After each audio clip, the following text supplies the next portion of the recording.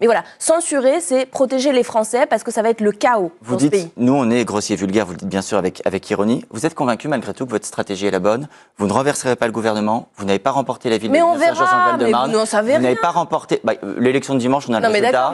L'élection législative partielle en Isère, vous avez perdu aussi. On a les échecs aussi, Clémence Guettet. D'accord, mais on a fait 22% à la dernière élection présidentielle. Le nouveau Front populaire est arrivé en tête des dernières élections législatives.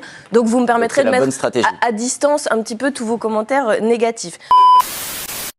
C'est une défaite si jamais cette motion de censure passe pas parce que c'est un mauvais budget.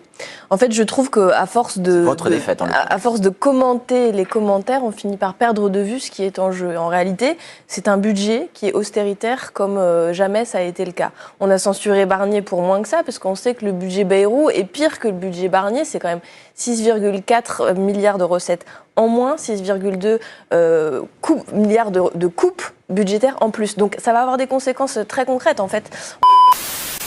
On a fait le nouveau Front populaire parce qu'on est censé être d'accord sur l'orientation pour le pays. Donc on avait des propositions, on avait un programme, mais on s'était aussi engagé, c'est d'ailleurs la première ligne de ce programme qu'on a signé ensemble, pour combattre le macronisme. Là, on a le macronisme sous sa forme pure et parfaite, qui va faire un budget austéritaire, qui est mauvais pour les gens, qui est mauvais pour les entreprises et qui est mauvais pour le déficit. Vous en parlez Mais je le dis, en fait, on veut épargner aux Français l'application de ce budget qui va faire beaucoup de mal. Et en plus, vous savez, la période est compliquée à comprendre. C'est un débat technique, le débat parlementaire, mais on nous fait du chantage au budget. On nous dit, il n'y a pas de budget, ça va être terrible, les cartes vitales vont être bloquées, etc. On a bien vu au 1er janvier... C'est un argument de cet automne, vous avez raison, qui n'a pas été utilisé. Non, c'était pas un argument, c'était un mensonge de Madame Borne, qui normalement connaît à peu près comment l'administration fonctionne. Là, il y a une vérité.